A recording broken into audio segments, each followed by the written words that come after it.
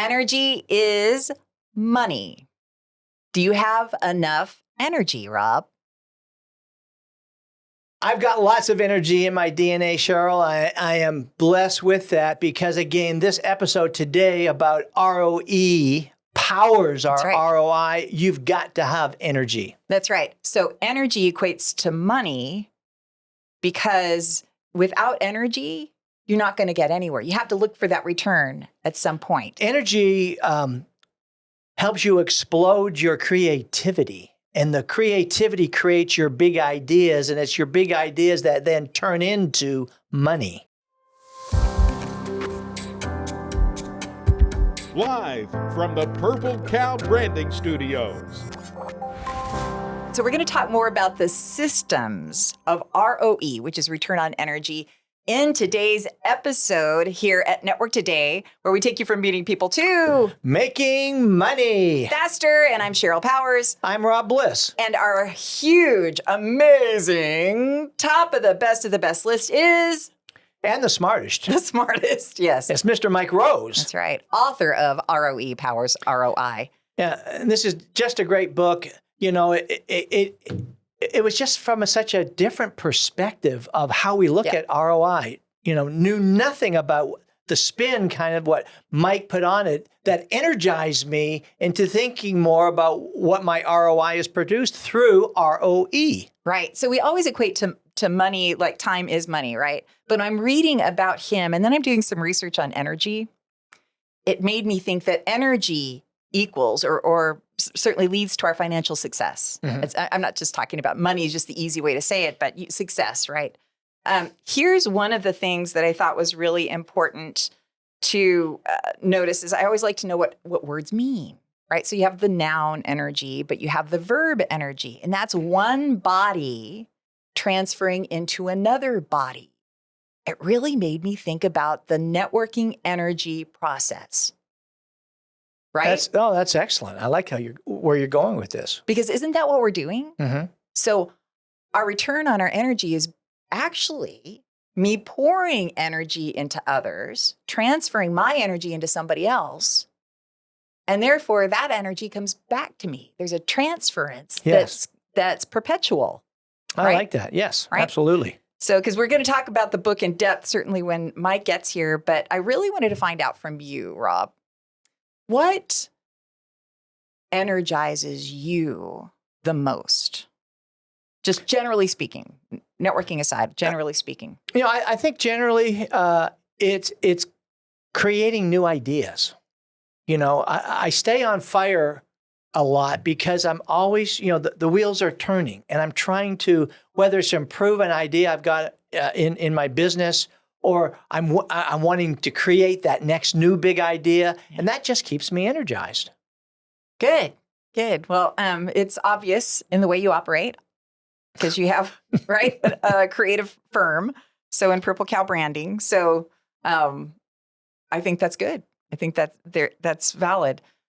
For me, what energizes me is I think being around other people, and I've learned that through this whole COVID thing. Right. So my return on my energy comes from being around others that energize me. Therefore, then I re-energize others. And then we just, so for me, it's about people. It's about being around people. And that's where I get my ROE, that return on energy. ROE was a hard one to Google all the, if you put in ROE in there, what do you think comes up on Google? Yeah, with no clue. No clue. Well, Roe versus Wade, of course. Oh, right. Roe, that's right. There you go. I know. So micros, if you've got some tips for me on how to Google micros ROE, and then I put in return on energy in quotes. So I had a hard time finding some articles, but this is a good one. And I'm going to start with the Harvard Business Review. And then after our guest discussion, then I'm going to give you another one that was a really, really good one. This was about not getting drained through networking, right? Because being drained is the opposite of being energized, wouldn't you say? Mm-hmm. Right? Absolutely, yeah. So how to keep from being drained. Determine your optimal level of social interaction. Some people, it's less, right? What would yours be? On a scale of 1 to 10, level of social interaction that energizes you, that keeps you from being drained. What is that? It keeps me from being drained. Well, being around people at a networking group, that keeps me energized. Okay. So your level of social interaction then would be, you want a high level of social interaction to keep from being Very drained. high level, yes. Yeah. So I thought that was really great. There's another one down here that talks about choosing to alleviate yourself of networking when you need to during a networking event. So if you're in an event and you're finding yourself kind of like in this quagmire of, I don't know what to say, who to do, I don't know the people here, I'm feeling drained, then exit for 10 minutes. And this article recommends listening to a funny video or something. I was like, well, that's strange, but okay, maybe people do that. But exiting, maybe making a phone call to somebody that's going to re-energize you, but don't leave yourself in that place where you're being drained. Exit, spend 10 minutes, and then re-engage as you're re-energized. Making sense? Yeah, making sense. You know, I think what I'd like to add there too is, and maybe you're going to bring this up later, is just the fact, how do I get energized as I go to a networking event, is focusing on and being prepared. I want to set my goals of what do I want to accomplish. Then I start thinking the people that are going to be there. Then again, I'm on a roll now of getting fired up for going to the event. So my energy level just pumps itself up. Well, and this would be because you have that high level of social interaction that you prefer, right? As do I. But let's assume that there's another side of that coin and that there are people who don't like high levels of social interaction. So we're sort of talking about the introverts there. Yeah, versus the extroverts. Or there's also intro extro. Right. So the intro extro. Here's another thing, and I know we differ on this with some of our guests, but bring a coworker or friend as a networking partner. Again, talking about the other side of the coin. These are people who aren't comfortable always being in a social situation. How do you feel about that? Well, I think it can be good because, again, you're bringing guests to a networking event. You can introduce them to the host. It shows the host that you are trying to help him out or her out of increasing people to the event. It's also, you are then mentoring that new person to the event. But again, what I would then just recommend is once you kind of introduce to a couple people, then separate. Yeah. And I think that way you've got a win-win situation. Yeah, absolutely. And I find that too, for people who just aren't confident, they don't have that networking confidence. Right. They need a podna.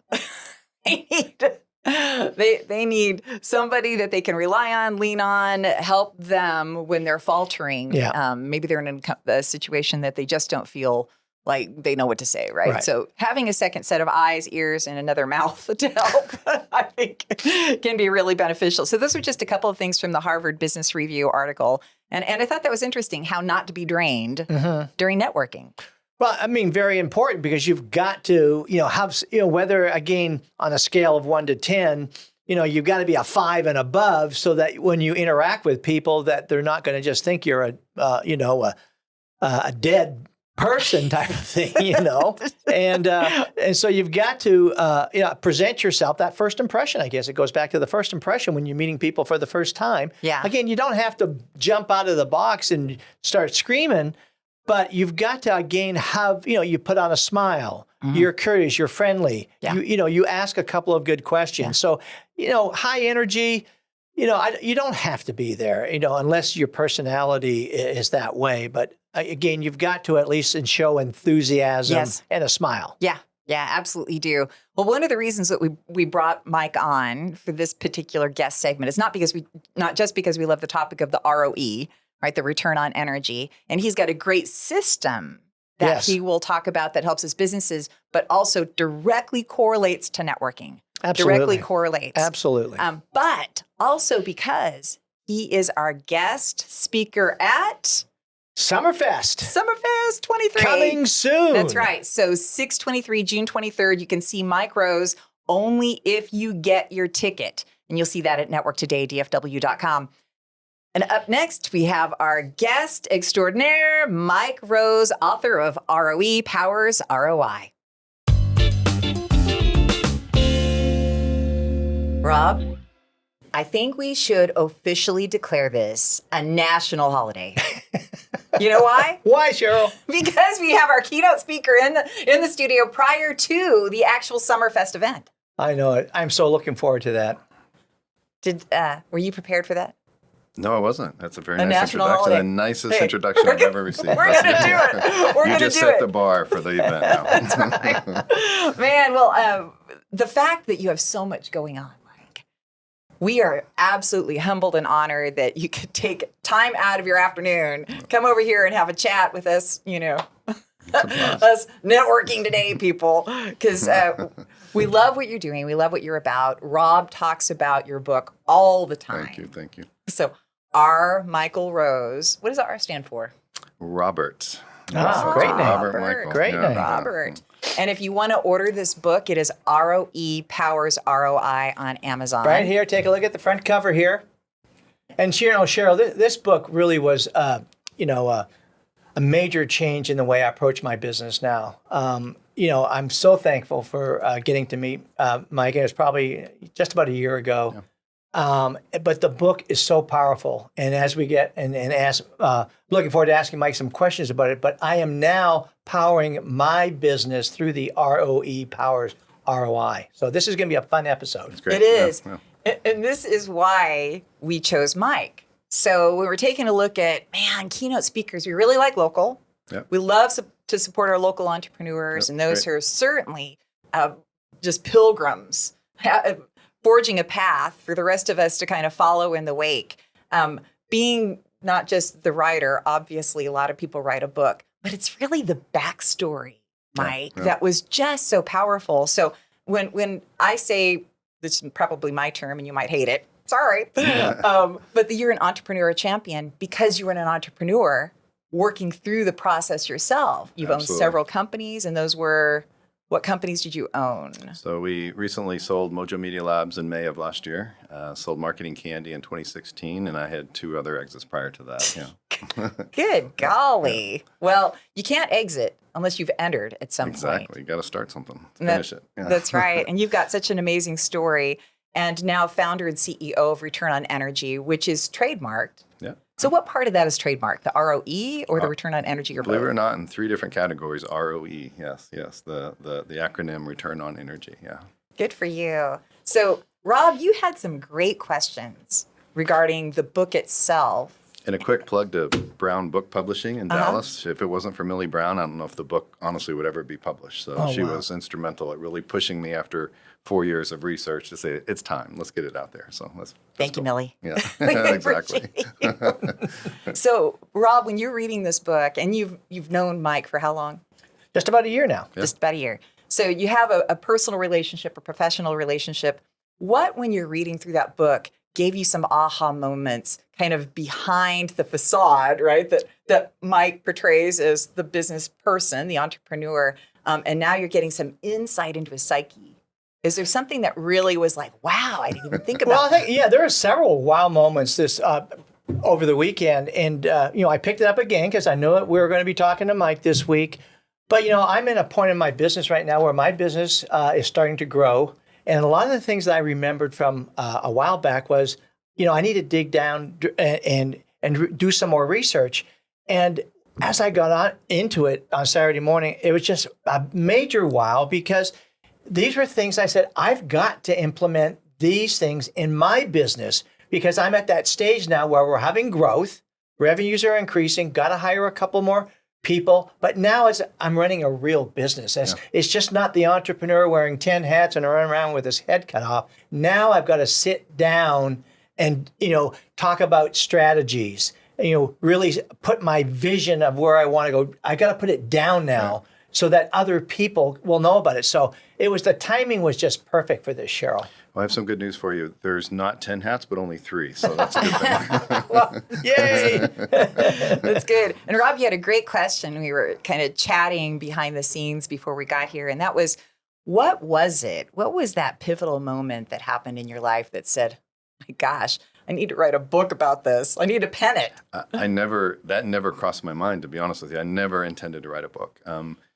I know in interviews like this, everyone says, this is the greatest book, you have to read it. And that wasn't the intention. I never intended to write ROE, the concept, for anybody but myself. I grew up in an entrepreneur family, so I knew I had the skill to be a decent entrepreneur. But what I lacked was how to communicate business, how to connect with people using business terminology. And so I, over time, started in December of 07, just started jotting down some notes, and over 2008, 2009, this pattern started to emerge, how I connected with my employees, with my clients, with my friends who are also entrepreneurs, and this pattern started to repeat itself. And as a background in science, when you experiment and you start to see a repetition in a pattern, you're onto something. So I never really wrote anything other than just whiteboards. Give me a whiteboard, give me a marker, and I'll take everybody. I took everybody through return on energy, and there's the light bulb moments are happening, and we started to use it internally in our sales process and everything else.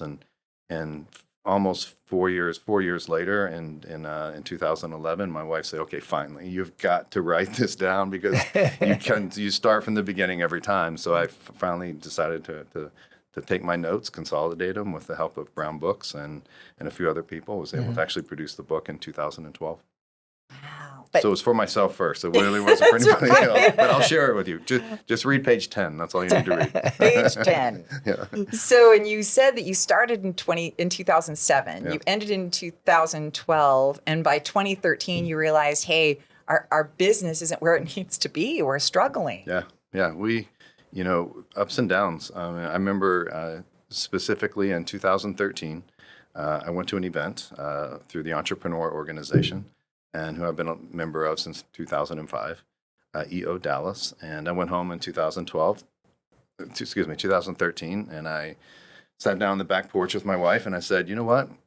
In 10 years, we're going to sell our business for this much money on, by the way, May 13th of 2023. And she said, here's some more wine, because everything you drank too much already.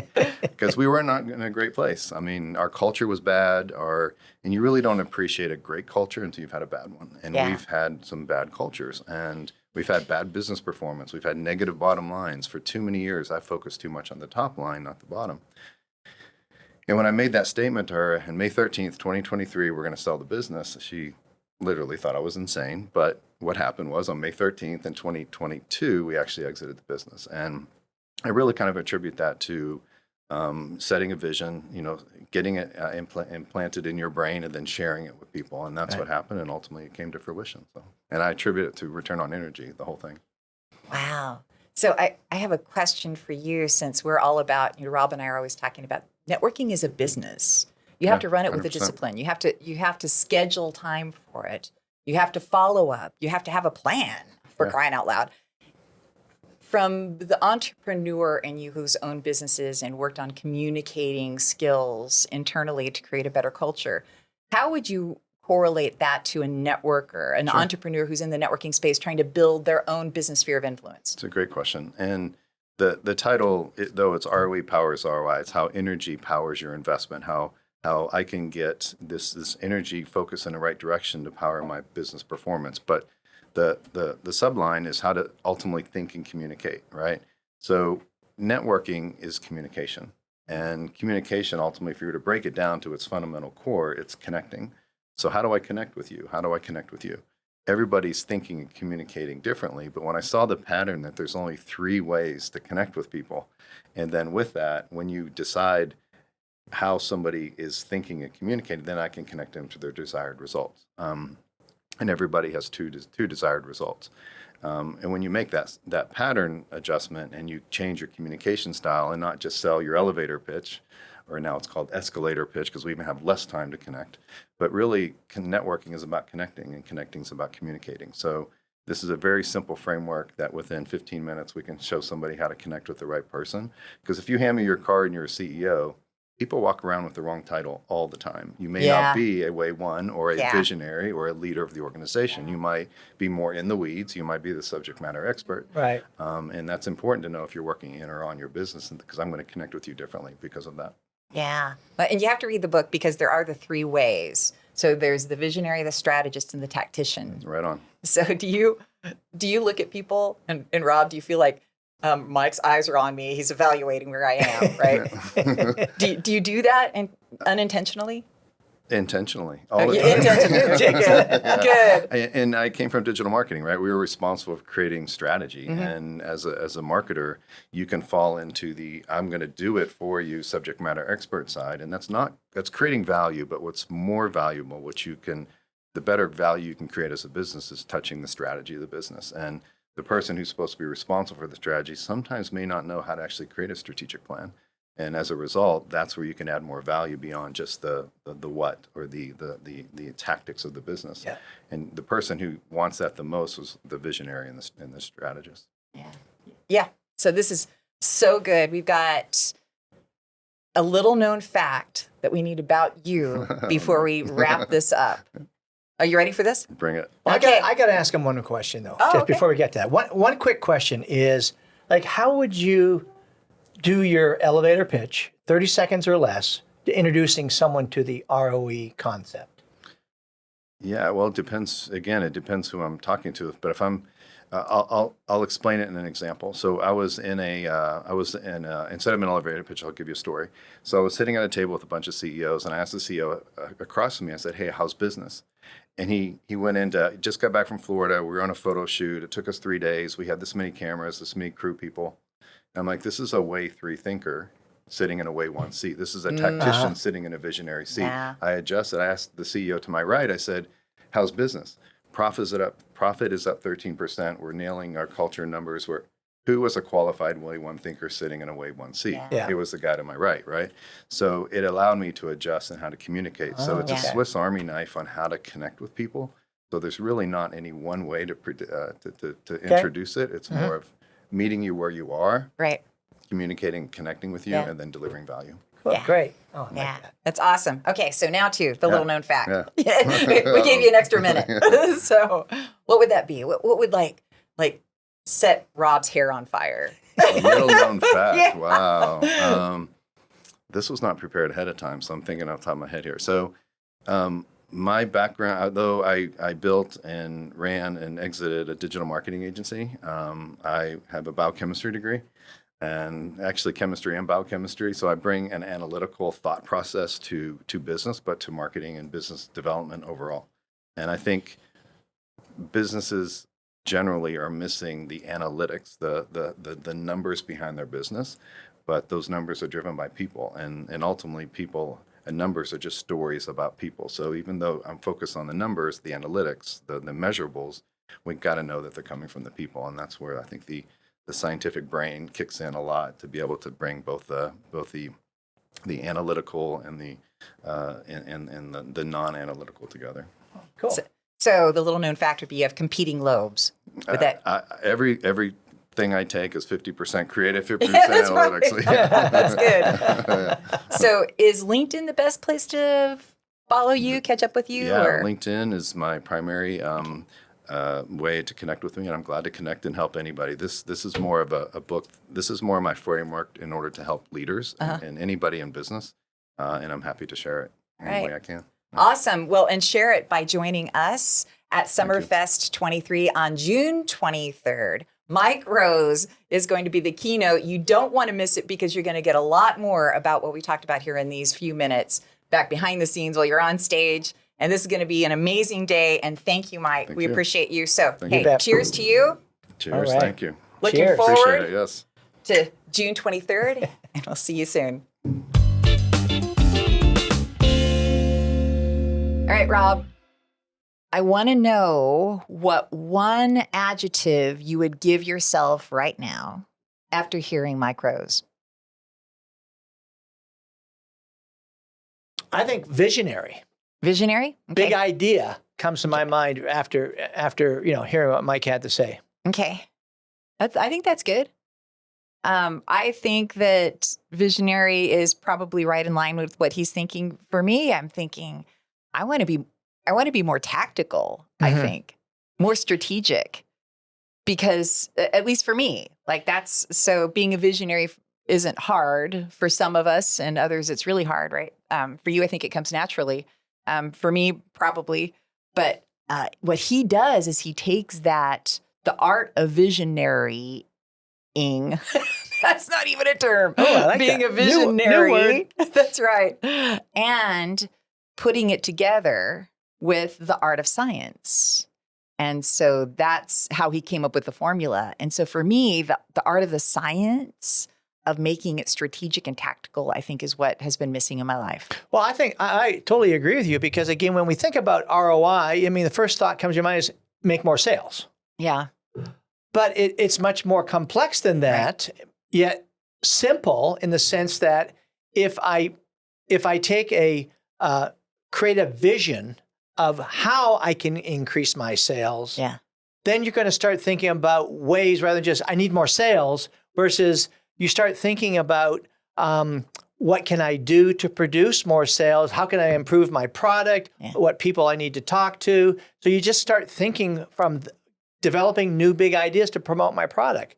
So again, you're getting sort of out of the box through this visionary approach of ROE.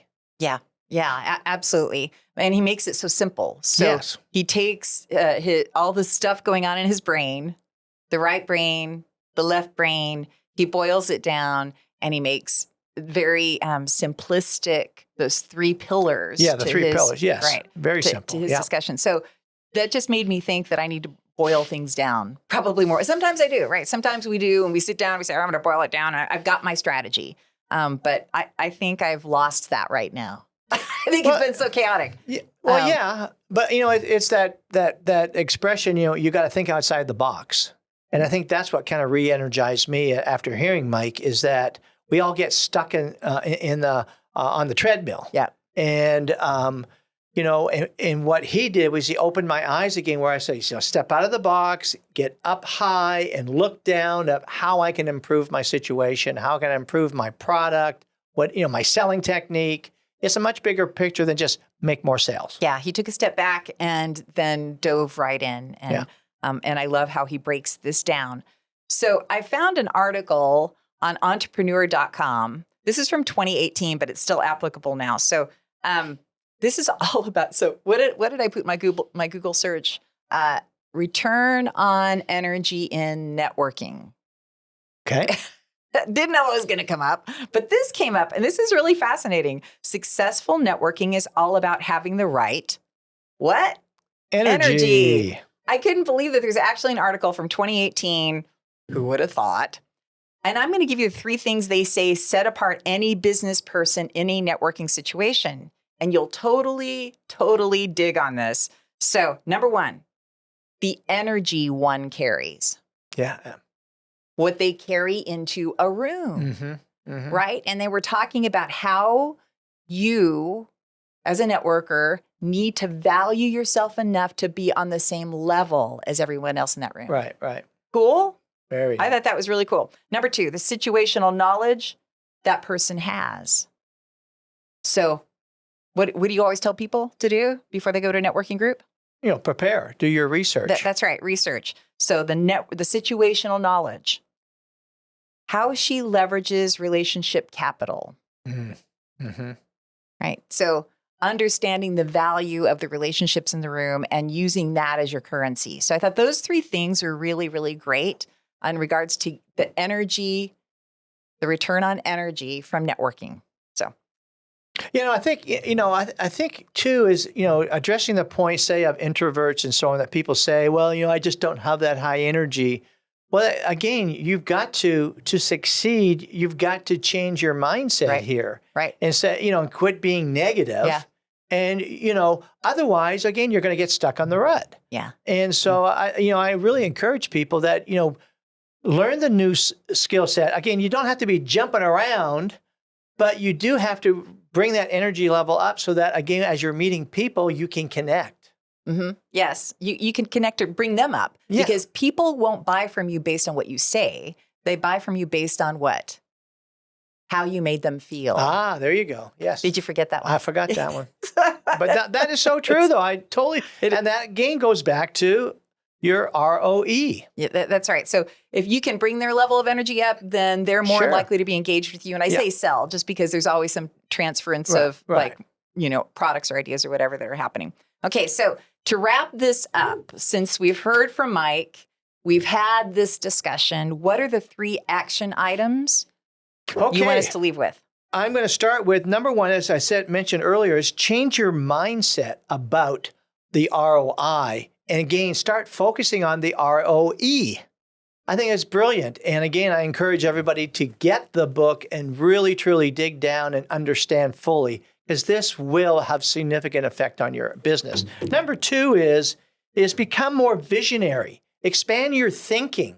When you can sort of pull back and just think about, I need to make more sales. Well, it's more than just making sales. You've got to create that vision of why you're selling that product, how that product can impact and solve problems for your prospects. So when you look at it from the high level from a visionary, you're going to increase your sales. And the last part, number 3, is apply this to your networking. Yeah. Apply this to your networking. You're going to learn to bring that energy level up. People are going to gravitate to you, and you'll see your business increase. That's right. These are business principles that apply to your business of networking. Yes. Because networking is business. So this is Network Today, in case you just tuned in and you didn't realize where you were. So Network Today, because we're all about helping you understand how to meet people, and then in turn, how to make money. How to make money, and how to do it faster through great systems like Mike Rose has just introduced. Yes, absolutely. So not new to him, but it's pretty new to me. Yes. And I'm digging it. I love it. I am really digging it. That's right. Check the book out, please, or stop by Rob's library anytime. That's exactly right. It's a library that's growing. And we want you to like and subscribe on YouTube, please. Network Today podcast. So when you like and subscribe, it really helps us. We just opened up the YouTube channel a couple of weeks ago. So we need you. We want you. And we want to hear from you. So please, we look forward to seeing you next week. Share with your friends. And I'm Cheryl Powers. I'm Rob Bliss. And we'll see you next week.